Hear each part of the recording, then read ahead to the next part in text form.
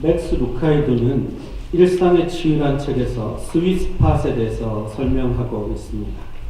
스윗스팟이 뭔지 여러분 아시죠? 엔지니어들이 야구 방망이나 골프채 같은 것을 만들 때 가장 중심에 맞았을 때 공이 가장 멀리, 가장 정확하게 날아갈 수 있는 그 지점을 항상 생각하면서 제품을 만든다는 것이죠. 아마 야구 방망이나 테니스 라켓이나 골프나 한 번씩 휘둘러 보신 분들은 그 느낌을 알 수 있을 것입니다. 스윗스팟에 맞았을 때 가장 멀리 그리고 가장 정확한 곳으로 보낼 수 있는 것입니다. 그런데 이 스윗스팟이라는 단어는 음악에도 쓰인다고 합니다. 공연이나 연주를 할 때 가장 잘 들리는 지점, 그것을 또 스윗스팟이라고 한다고 합니다. 그래서 주변에 있는 많은 학문이나 삶 가운데 스윗스팟이라는 용어를 우리가 쓰고 있는 것을 알 수 있습니다. 그리스도인의 스윗스팟은 어디일까요? 새해 첫 주일 예배를 드리는 여러분, 우리는 올해 하나님께로 더 가까이라는 표를 내걸었습니다. 어떻게 하면 우리가 하나님께 더 가까이, 그리고 하나님께 더 빨리 정확하게 갈 수 있을까요? 우리도 그 스윗스팟을 찾을 수 있어야 합니다. 맥스 루케이도가 강조하는 스윗스팟을 찾는 방법은 세 가지 핵심 요소를 알아야 합니다. 원을 세 가지를 그릴 건데, 첫째는 우리의 삶의 현장입니다. 그리고 또 하나는 우리가 가장 잘하는 일들입니다. 그리고 또 하나는 하나님의 영광, 하나님께 영광을 돌릴 수 있는 것입니다. 그래서 이 세 원이 합쳐지는 부분, 여기가 바로 스윗스팟입니다. 각자의 삶의 현장에서 내가 가장 잘하는 일들로 하나님께 영광을 잘 돌리면 우리는 하나님께로 더 가까이, 더 빨리, 더 정확하게 나아갈 수 있다는 것입니다. 교회가 하나님이 세우신 목적대로 가장 효과적이고 그리고 가장 바람직한 모습으로 있는다면 틀림없이 그 교회를 찾는 사람들은 하나님께로 가까이 갈 수 있을 것입니다. 저는 우리 생명의 길 교회가 하나님이 찾으시고 세상 사람들이 찾는 그런 스윗스팟 같은 그런 교회가 되기를 바랍니다. 그런데 야고보 사도는 오늘 한 교회 그리고 성도들에게 권면하고 있는데, 이 교회의 모습은 행함은 없고 믿음을 오해하고 있는 그런 교회의 모습을 보여주고 있습니다. 그리스도인들의 모임이라고 하는데도 타락한 사람들과 별로 다르지 않습니다. 시기하고 분열되고 다투고 있습니다. 이런 교회를 보면서 참된 경건과는 너무나 멀리 떨어져 있는 모습을 보았습니다. 이런 교회들이 어떻게 하나님을 향해 가까이 나아갈 수 있을까? 야고보 사도는 오늘 그 지침을 우리에게 권면하고 있습니다. 비행기에는 두 가지 힘이 작용한다고 하죠. 날아오를 수 있는 양력이라는 힘하고요. 그리고 땅에서 끌어당기는 중력이 작용합니다. 그런데 그 양력이 중력을 이길 때 비행기는 비로소 날기 시작하는 것이죠. 그런데 신앙생활에도 꼭 이처럼 하나님께로 계속 나아갈 수 있도록 해주는 힘이 있는가 하면, 하나님께 나아갈 수 없도록 자꾸만 우리를 끌어당기는, 땅으로 끌어당기는 힘도 있다는 것입니다. 우리를 하나님으로부터 멀어지게 하는 것, 그것을 야고보 사도는 오늘 교만이라고 이야기합니다. 6절 말씀을 보니까 하나님은 교만한 자를 물리치신다 그랬습니다.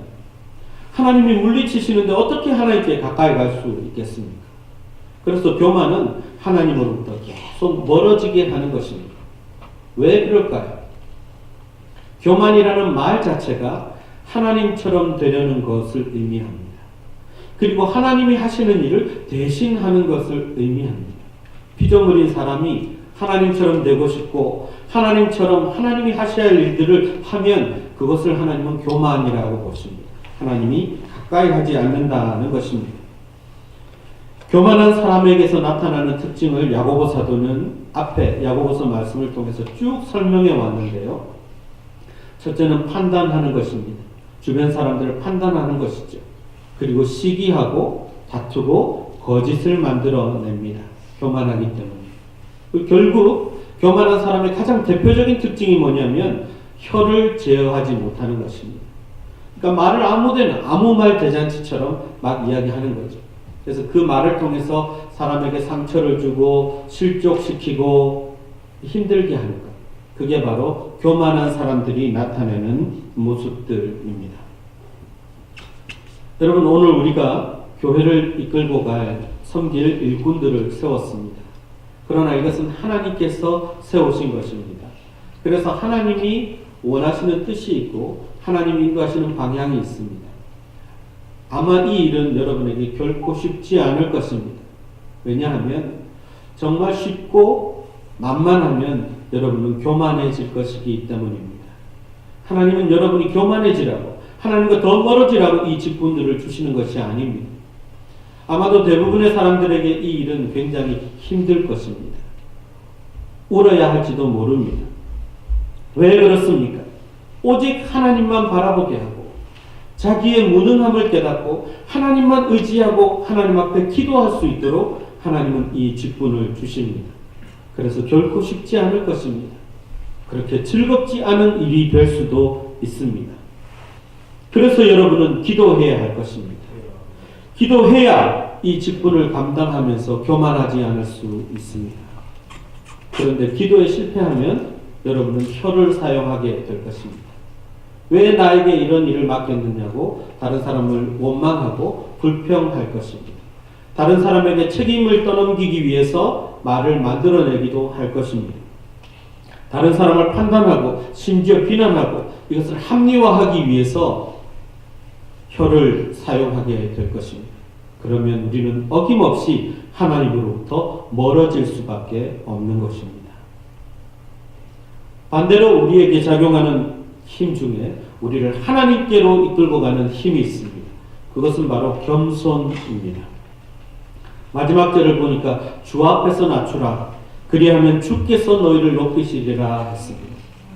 하나님 앞에서 우리를 낮추면 하나님이 우리를 높여주십니다. 당연히 우리는 하나님께로 가까이 갈 수밖에 없는 것이죠.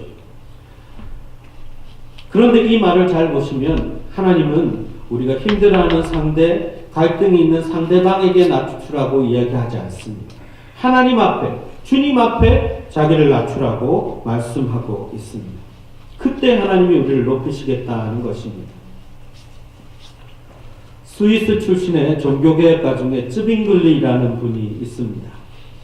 이분이 마틴 루터와 함께 유럽 지역의 종교개혁을 위해서 애쓰시던 사람인데요. 일을 함께 진행하는 중에 마틴 루터와 갈등이 생기고 말았습니다. 좋은 일을 하겠다고 모여서 하나님의 일을 하는데도 동력자 간에 갈등이 생긴 거죠. 그가 고민하다가 하루는 스위스의 한 산을 찾았다가 그 문제를 해결할 수 있는 방법을 발견합니다. 이 스위스의 산기슭에 아주 작은 오솔길이 있는데 그 길에 보니까 양쪽에서 염소 2마리가 다가오고 있는 것입니다. 아니나 다를까 중간에서 딱 멈췄습니다. 이거는 피해갈 수도 없고 양보할 수도 없는 길이에요. 무슨 수를 써야 할지 고민은 되는데 어떻게 할지 몰라서 지켜보고 있었습니다. 근데 이 2마리 염소가 서로를 딱 보더니 머리를 딱 낮춥니다. 아, 저러다가 둘이 들이받나 보다 라고 생각했는데 그 순간에 올라가던 염소가 땅에 쫙 납작하게 엎드립니다. 그리고 위에서 내려오던 염소가 그 염소를 밟고 그렇게 지나갑니다. 무슨 일이 있었냐는 듯이 그냥 엎드렸던 염소는 다시 일어나서 자기 길을 갑니다. 쯔빙글리가 그것을 보고 깨달았어요. 자기를 낮추는 염소만이 저 산 높은 정상까지 올라갈 수 있다는 것을 깨달았습니다. 자기가 마틴 루터보다 결코 부족하거나 연약해서가 아니라 큰 대의를 위해서 하나님 앞에 자기를 숙이는 것이기 때문에 자기가 숙이면 이 일이 해결될 수 있다는 것을 깨달았던 것이죠. 그래서 이 쯔빙글리는 다시 합류해서 마틴 루터와 함께 종교개혁을 이루어가게 됩니다. 여러분, 겸손은 우리가 힘이 없어서 숙이는 것이 결코 아닙니다. 힘이 없어서 숙이는 것은 비굴함이라고 할 수 있겠죠. 두고 보자 하면서 숙이는 것은 그것은 성숙하지 않은 믿음일 뿐입니다. 우리가 숙이는 이유는 하나님 앞이기 때문에 하나님께 숙이는 것입니다. 결코 상대방보다 부족해서 숙이는 것이 아닙니다. 하나님 때문에 숙이는 것입니다. 그런데 그때 하나님이 우리를 높여 주신다는 것입니다. 하나님께로 더 가까이 우리를 부르신다는 것입니다. 자, 그러면 여러분, 우리는 교만과 겸손, 그 어떤 힘의 영향을 받고 있습니까? 우리는 어디쯤 있을까요? 교만과 겸손의 구체적인 설명을 앞뒤 본문에서 더하고 있는데요. 첫째로 교만한 사람들은 손이 깨끗하지 않다고 8절에서 얘기하고요. 그리고 두 마음을 품었다 이렇게 표현합니다. 손이 깨끗하지 않다 하는 것은 정결함을 받아야 된다는 뜻이고, 그것은 그 속에 생각이나 행동들이 다 악하기 때문에 교정을 해야 된다는 뜻을 가지고 있습니다. 마음속에 하나님이 계시면 악한 마음 품었다가도, 악한 생각 품었다가도 한번 걸러질 텐데, 하나님이 안 계시니까 그냥 품은 대로 악한 생각이 악한 행동으로 나온다는 얘기죠. 그런 사람을 손이 깨끗하지 않은 사람이라고 얘기합니다. 두 마음을 가진 것도 마찬가지입니다. 마음속에 두 마음으로 마음이 갈라져 있죠. 분열되었다는 뜻입니다. 하나님을 향하는 것 같으나 세상을 향하는 마음이 있다는 거죠. 하나님을 사랑하는 것 같으나 세상을 더 사랑한다는 것이죠. 하나님을 위해 신앙생활을 하는 것 같지만 한편으로는 자기를 위해서 신앙생활을 이용할 수도 있다는 것입니다. 마음이 둘로 갈라지면 절대로 하나님을 제대로 섬길 수 없습니다. 우리는 두 주인을 섬길 수 없기 때문입니다. 돈을 사랑하는 사람들은 돈을 하나님으로 섬깁니다. 명예를 사랑하는 사람들은 하나님보다 그 명예를 위해 더 많이 투자하고 애쓰게 됩니다. 우리는 반드시 한 주인만 섬기게 되어 있습니다. 우리가 누구를 섬기는지는 우리 주변을 돌아보면 압니다. 내가 무엇을 가장 가까이 하고 있는지, 내가 어떤 일을 가장 즐겨하고 있는지, 내 주변에 있는 사람들이 어떤 사람인지를 보면 내가 정말 하나님만 섬기고 있는지 아닌지를 알 수 있습니다. 이 주간에 교계에 아주 큰 일이 하나 있었습니다. 성도수가 2,000명에 달하는 한인교회가 있는데요. PCUSA 미국 장로교를 탈퇴한다는 그런 선언을 했습니다. 그냥 탈퇴한 것이 아니라 1,200만 불에 달하는 자기들의 성전을 깨끗이 포기하고 탈퇴했습니다. 뉴저지에 있는 파라무스라는 곳에 미국 필그림 교회가 있습니다. 양충길 목사님과 성도들은 크리스마스 전날인 24일에 교단 탈퇴를 선언하고 교회를 깨끗이 포기하고 나왔습니다. 이 PCUSA는요, 소속 교회의 모든 재산이 노회와 총회에 귀속되게 되어 있습니다. 그래서 총회, 노회에다가 자기의 교회를 그냥 주고 우리는 신앙적 양심을 따라 하나님만을 바라보며 나가겠다고 나온 것이죠. 어떻게 쉬웠겠습니까? 아무리 그래도 교인들이 피땀을 흘려 세운 교회, 성전입니다. 깨끗이 포기하기가 쉽겠습니까? 그러나 성경적 가치, 오직 하나님 그리고 진리만을 추구하면서 그들은 위대한 결정을 내렸다고 볼 수 있습니다. 하나님 나라를 위해 자기들이 가지고 있는 확신과 믿음을 물질과 결코 바꾸지 않았습니다. PCUSA는 그동안 하나님의 말씀과는 달리 성경에서 분명히 동성애는 죄라고 지적했음에도 불구하고 이것을 받아들였습니다. 심지어는 교단 본부에서 동성애자들의 결혼식이 치러졌습니다. 선교국을 담당하는 임시 사무총장의 동성애자가 임명이 되었습니다. 이것을 가만히 보고 있을 수는 없었던 것이죠. 그래서 양충길 목사님과 교회는 투표를 했는데 97%가 교단을 탈퇴하기로 결정했습니다. 쉽지 않았죠. 노회와 총회에 성전을 줘야 한다는 그런 부담감이 있었던 것입니다. 법적으로도 싸워봤으나 법적으로도 이기지를 못했습니다. 그래서 과감하게 그들은 교회 건물을 포기하고 믿음을 선택하기로 하고 나왔던 것이죠. 지난 주일 31일 날 인근에 있는 교회를 빌리고 그리고 중학교를 빌려서 예배를 드렸습니다. 그런데 성도들이 2,200명이 모였습니다. 헌금은 그 전에 비해서 배 이상으로 헌금이 들어왔습니다. 양충길 목사님은 얘기합니다. 주님은 이 일을 통해서 교회가 성전 건물이 아니라 참으로 진리를 쫓아가는 그리스도인들의 모임이라는 것을 가르쳐 주셨다는 것입니다. 우리가 왜 모였습니까? 우리는 그리스도인입니다. 오직 진리이신 예수님을 쫓아가기 위해서 이 자리에 모였습니다. 오직 진리의 말씀만을 쫓아가는 교회, 왜 하나님이 가까이 하지 않겠습니까? 왜 하나님이 그 교회를 버려두시겠습니까? 오늘 본문에서 놀라운 사실은 8절 말씀을 보면 하나님을 가까이 하면 하나님이 우리를 가까이 하신다 그랬습니다. 아까 찬양하면서도 제가 잠깐 말씀드렸는데요. 왜 그렇습니까? 우리가 뭘 그렇게 노력했다고 하나님이 우리를 가까이 하시겠습니까? 바로 이 앞절을 보면 성령이 시기하기까지 하나님이 우리를 사랑하신다 그랬습니다. 하나님의 그 사랑이 우리의 사랑보다 더 크시기 때문에 우리가 조금만 믿음으로 하나님 앞에 가까이 나가면 하나님은 달려나오셔서 우리를 맞아주신다는 것입니다. 하나님은 그 사랑 때문입니다. 그래서 우리는 그 사랑을 알기 때문에 무엇이든 진리가 아닌 것을 포기할 수 있습니다. 오직 하나님만 선택하고 하나님께 나아갈 수 있습니다. 그런데 그것이 바로 겸손이라는 것입니다. 내가 가진 것들을 내려놓고 하나님을 내 삶의 모든 영역 가운데 채워가는 것, 그것이 겸손입니다. 여러분, 우리가 오늘 새해를 맞아서 첫 주일 예배를 드리면서 직분도 받고 그리고 하나님 앞에 결단도 하고 결심도 하는데 그것이 누구를 위한 것입니까? 어떤 결과를 위해서 하는 것입니까? 오직 내 삶의 현장에서 내가 가진 모든 장점들을 타동을 해서 하나님께만 영광을 돌리는 것이어야 합니다. 그래야 이 겸손이 진짜 겸손이 될 수 있고 여러분의 결단이 진짜 결단이 될 수 있습니다.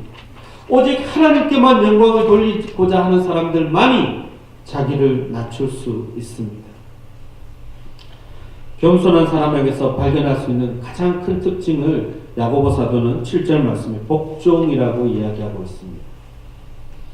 오직 하나님께만 복종함으로 그리고 하나님만을 주인으로 섬기고 하나님만을 의지하는 사람이 되는 것입니다.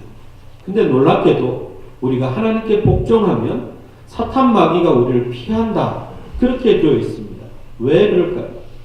우리가 하나님께 겉으로는 복종이라는 모습으로 보이지만 하나님께 복종하면 하나님이 우리 속에 오십니다. 우리를 채워가십니다. 하나님의 영역이 내 안에 커집니다. 그래서 더 많이 겸손하고 복종하는 사람일수록 더 많이 하나님이 그 사람의 삶의 영역 가운데 함께 하십니다. 가장 겸손한 사람은 가장 하나님으로 충만한 사람입니다. 사탄 마귀가 보면 감당을 할 수 없습니다. 도망갈 수밖에 없는 것입니다. 겸손한 사람 보면 그 속에 가장 크신 하나님이 함께 하심을 알 수 있습니다. 그러나 교만한 사람은 사탄이 아주 쉽게 요리할 수 있습니다. 하나님이 계시지 않기 때문에 자기만 주인 되어 있기 때문에 마음껏 그 마음을 이용해서 사탄이 휘두를 수 있습니다. 우리는 하나님께 복종해야 합니다. 그것이 바로 겸손입니다. 복종이라는 말에 혹시 거부감이 드시는 사람이 있을지 모르겠습니다. 이 복종은 하나님의 권위 아래 우리를 맡긴다는 뜻입니다. 하나님의 권위 아래 우리를 맡기면 하나님이 우리를 지키시고 보호하시고 그리고 인도해 주신다는 말씀이죠. 어미새가 새끼 새들을 위해서 권위라는 날개로 덮습니다. 그러면 그 어미새의 품에 있는 새끼들은 밖에 비가 오는지 눈이 오는지 바람이 부는지 하나도 모르는 어미가 다 막아서고 있기 때문입니다. 하나님은 하나님께 복종하고 겸손히 자기를 내려놓는 사람을 그렇게 지키시고 보호하시고 인도하시겠다는 것입니다. 그게 하나님의 권위입니다. 그래서 그 권위에 복종하면 복종할수록 우리는 더 하나님께 가까이 갈 수 있습니다. 민수기에 이런 말씀이 있습니다. 이 사람 모세는 온유함이 지면에서 가장 더하더라, 가장 크더라, 이런 말이 있습니다. 얼핏 들으면 모세가 참 온유한 사람이구나, 우리는 그렇게 고백할 것입니다. 그런데 이 말을 자기가 했다는 거죠. 자기가 민수기를 쓰면서 이 사람 모세는 온유함이 지면에서 최고더라. 이거 어떻게 겸손한 사람입니까? 여러분, 제가 설교하면서 제가 이 동네에서 제일 설교 잘하는 사람입니다. 제가 설교 겸손이라는 제목으로 설교하겠습니다. 그러면 여러분이 은혜를 받겠습니까? 겸손이라고 찾아볼 수 없는데 마치 그렇게 보인다는 것이죠. 그런데 여러분, 온유함이라는 말을 여러분들에게 몇 번을 설명을 드렸습니다. 그 어원을 잘 생각하면 좀 다르게 보입니다. 온유함이란 길들여지지 않은 야생마, 얼마나 힘이 있지만 함부로 날 때입니다. 그런데 그 야생마가 딱 길들여져서 고삐에 딱 붙들려서 그 힘을 오직 주인이 가리키는 방향으로만, 주인이 쓰려고 하는 곳으로만 힘을 쏟아내는 것, 그게 바로 온유함입니다. 모세가 온유한 사람이라는 것은 원래는 그렇지 않았지만 하나님께 붙잡힌 순간 하나님이 오직 인도하시는 방향, 하나님이 하라고 하시는 말씀대로 그 모든 힘을 쏟아부었습니다. 그 온유함은 바로 겸손함입니다. 하나님께 철저하게 복종하고 자기의 모든 것을 내어드렸습니다. 우리가 알고 있습니다. 모세는 참 겸손한 사람이었습니다. 또 한 사람 소개하죠. 우리가 아까 찬양할 때 불렀습니다. 사도 바울. 사도 바울이 참 놀라운 믿음의 고백을 했습니다. 그가 예수님을 만난 후에, 회심한 후에 처음으로 고백할 때를 보면 고린도전서 15장에서 나는 사도 중에 가장 작은 자라 그랬습니다. 이때만 해도 자기가 사도라고 해도 별로 알아주지 않았어요. 그래서 나는 사도 중에 작은 자다, 그렇게 이야기합니다. 그런데 7년 후에 에베소서 3장을 보면 나는 모든 성도 중에 가장 미천한 자다, 그렇게 이야기합니다. 성도 중에 가장 미천한 자라는 것이죠. 그런데 나중에 디모데전서 1장 15절을 보면 죄인 중에 내가 괴순이라, 그렇게 이야기합니다.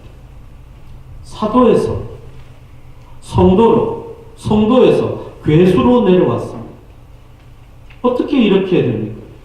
그의 사역은 점점 절정을 향하여 가고 있고, 그가 경험한 하나님의 능력, 그를 통해서 나타내시는 하나님의 능력은 점점 더 커져가는데 왜 자기가 자기를 바라보는 이 믿음의 고백은 점점 작아집니다?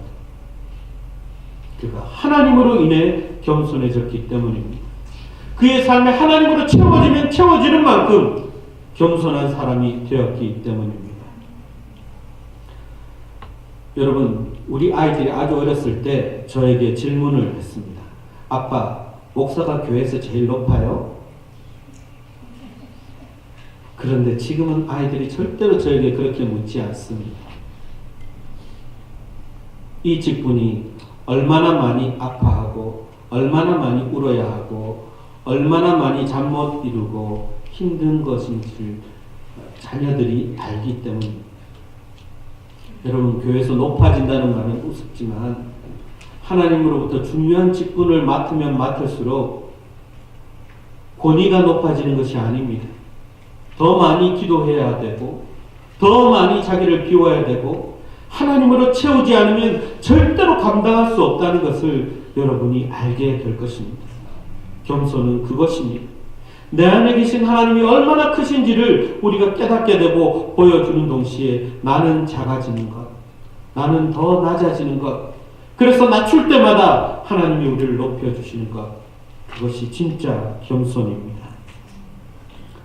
여러분, 하나님이 여러분 속에 커지기를 바랍니다. 그래서 여러분은 더 겸손하고 더 낮출 때 하나님이 여러분을 높이시고 하나님께로 더 가까이 인도하실 줄 믿습니다. 하나님께로 더 가까이 나아가는 새해가 되기를 주님의 이름으로 축원합니다. 기도하겠습니다. 하나님, 겸손히 주님을 섬길 때 우리에게 힘든 일이 있겠지만 하나님께서 우리를 높이시고 하나님께로 더 가까이 우리를 인도하실 줄 믿습니다.